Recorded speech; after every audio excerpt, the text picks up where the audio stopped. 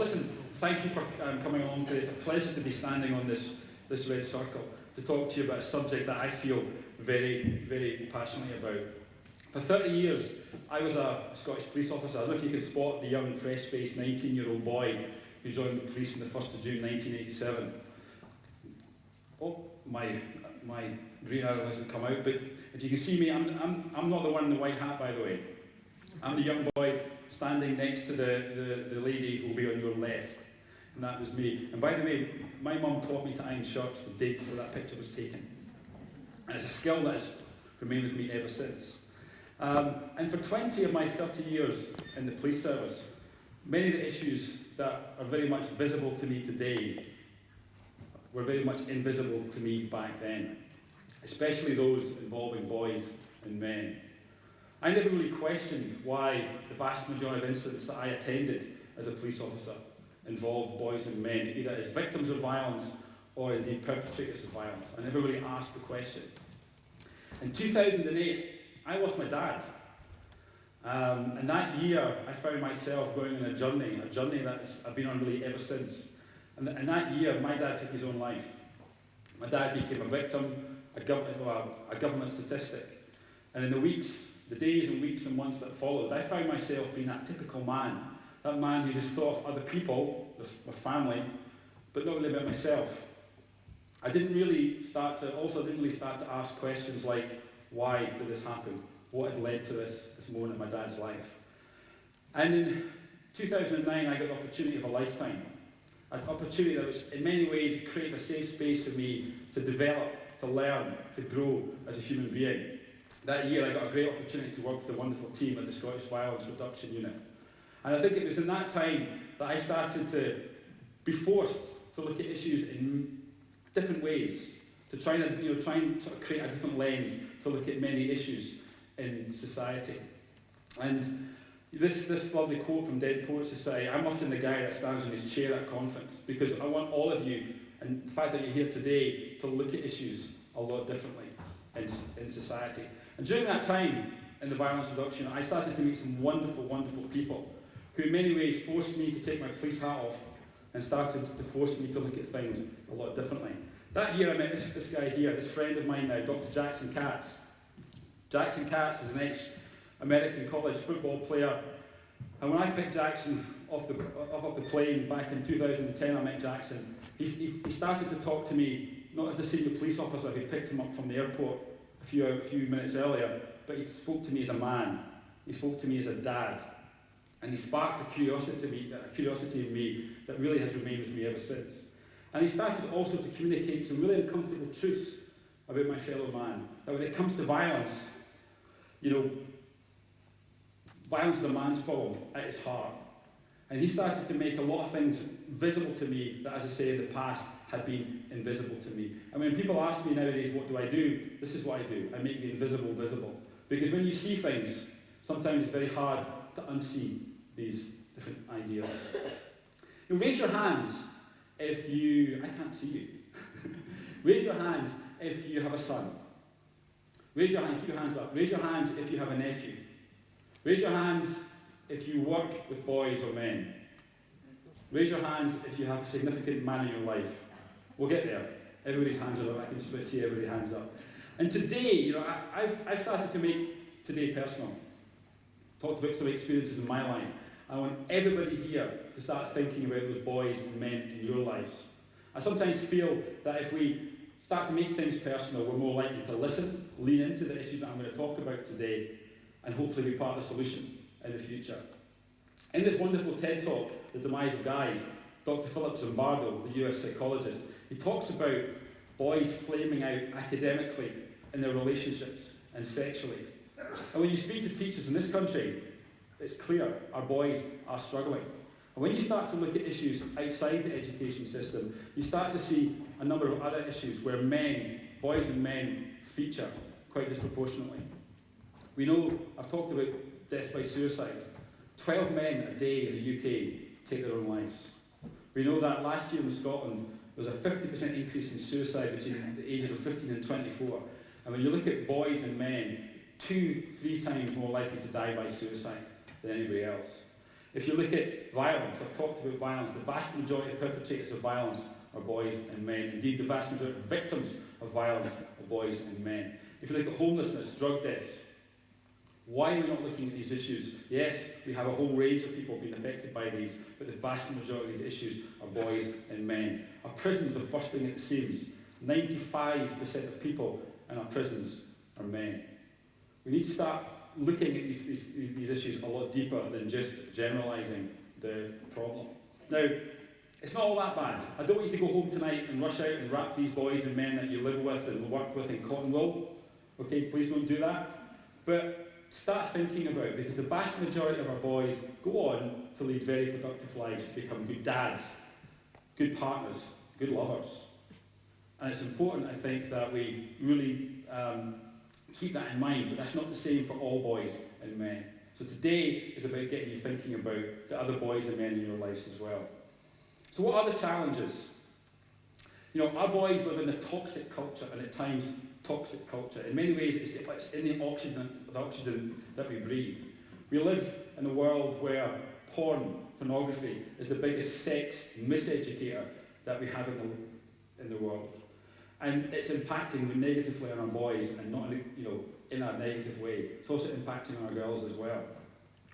We live in this culture, our boys don't grow up in a vacuum. They grow up in a world of adult men who bully, who are sexist, who are misogynist.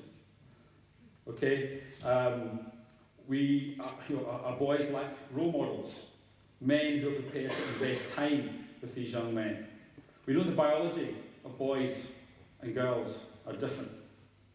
We also know that this difference that our boys, their maturity will delay than girls, and it's this prolonged exposure, potential prolonged exposure to stresses in the social environment. Many of you will know these as adverse childhood experiences, ACEs, that presents the challenges for our young boys.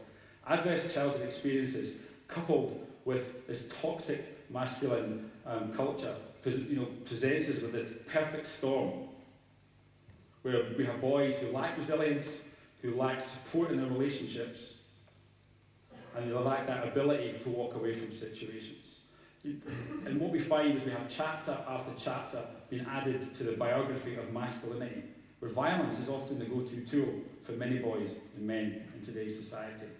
Why, as a society, are we so reluctant to look at violent men as once innocent children and start to explore the world that our boys and men are growing up in? I feel we need to do that. So, what can we do about it? Last year, I bought myself a new car, and it's bright orange, and my wife, who's in the audience, loves it. Absolutely loves it. And it got me thinking, because my car is full of gadgets. I've got this Fighter Pilot display on the front of the dashboard. I've got this wonderful stereo system. My car just jumps when it's turned up. Us guys, we love stuff, we love gadgets. And it got me thinking that our boys need stuff. And I've used that word stuff quite a lot in the last few seconds. And what I'm getting at, when I use the word stuff, I'm meaning skills and attributes to be men in 2019 and beyond. We need to start, everybody in this room, start thinking about the boys that you're working with, living with. What skills are we giving them to be boys and men in 2019 and beyond? And for me, these are some of my top tips for you to start thinking about in your roles. How do we help our boys overcome negative peer pressure? We know we have boys who are conforming, I'll talk about that shortly, conforming to certain behaviours that are against what they actually believe in. Our boys, we want them to keep healthy and strong, to find friends and keep friends. I meet many boys, 13, 14, who have great friendships, but 18, 19, they'll lose connection with these friends. We need to help them find friends, but keep these friendships. Take responsibility for their own actions, but also the actions of their friends. How do we help them stand up to their friends, support their friends, even challenge their friends? Belonging to a community, whether it be a school, a sports team, or a community like Alloa. That ability to be able to ask for help. We know that boys and men are not very good at asking for help, and we need to help boys have the confidence and to be encouraged to ask for help. And this last one, being strong. I sometimes feel that we tell our boys we're not allowed to be strong. I want our boys to be strong and gentle at the right time, at the appropriate time. That's important for me. I feel that some of these skills and traits, the stuff that I've talked about, will help our boys be men in 2019 and beyond. I feel also that all of these skills and traits that I've talked about, they need to be rooted in this development of emotional intelligence. We need to help our boys not only understand their own feelings, but the feelings of other people as well. We need a counterbalance as well. And what I mean by that is we need a counterbalance the harmful messages and stereotypes that our boys are consuming online. And note I use the word consume. Our boys aren't just watching images, they're not just listening to certain music styles or whatever, they're consuming it. We know it's impacting negatively on their behaviours in our society. We need to create conversations with our boys and men. And it's within these conversations that we can really start to tackle the unhealthy stereotypes that we know exist, that many boys and men are still conforming to. I want you all to start thinking about helping your boys develop their character. The imprint on a coin is called its character. I want you to start thinking about, because many of our boys, they possess a range of healthy, positive attitudes. I work with a lot of boys and men, and when you get to speak to them, what comes out is some really healthy attitudes and viewpoints, their character. I feel that if we don't help them to develop these conversations, what we find is this situation where people just don't know what their friends think. Whereas the reality is when you start to prick that bubble, is that boys individually will think the same thing. And it's more often than not, healthy views and attitudes. I mean, I think your job is to prick that bubble and get boys talking to each other. It's very, very important. And it's within these conversations that we can hide this stuff. We can hide the broccoli. And what I mean is we can hide the distasteful conversations around some of the negative behaviours that we know exist amongst some boys and men in society. Last year in Scotland, the figures around our sexual violence in Scotland, in the last 10 years, there's been a 108% increase in levels of sexual violence in Scotland. We need our boys as allies, not as silent bystanders. And conversations will start to bring these types of conversations out amongst our boys and men. We need role models. A wise man once told me, his name is James Doherty from the BRU, many of you will know James, said to me, if you need to look beyond the dinner table for a male role model, you're already at a disadvantage. We need to start thinking about our roles in society. If you're working with new dads or dads in general, how do we get them more present in their lives? Where appropriate, to be present in their boys' lives and their sons' lives. We have some wonderful mothers, single mothers, doing fantastic work. But where possible, we need to get our fathers back into the lives of their children. And I want to leave you with a sort of call to action. We have a vast array of people in this audience from a variety of professions and backgrounds. I want you to go back to what I asked you at the start, that boy in your life, that son, that nephew, that person, that school people that you're working with. It might be the boy living next door to you. Start thinking about your role as the guidepost in that life, because I think everyone in this audience has a role, a part to play in being the guidepost to help our boys and men develop into good men in 2019 and beyond. And I think I want to leave you with a little story. A few months ago, I had some friends over in my house for the weekend, and on a Sunday morning, I'm making some coffee, and my friend is in the kitchen with his 7-year-old son, and his 7-year-old son said to his dad, "Dad, what's it like to be a man?" And you know, there's times in your life when you hear these things, you see something on the television or something said in a staff meeting room or in out with friends, and it just hits you. And I went, wow, what a question. And my friend did remarkably well in responding to that. Our conversations with our boys need to be more than sound bites, need to be more than warnings about behaviour.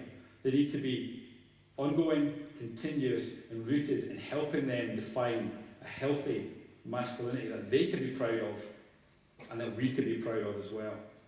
And really, it's a question for the men in the audience. How would you have answered that question if that was you being approached by a 7-year-old boy? Thank you and enjoy your day. Thank you.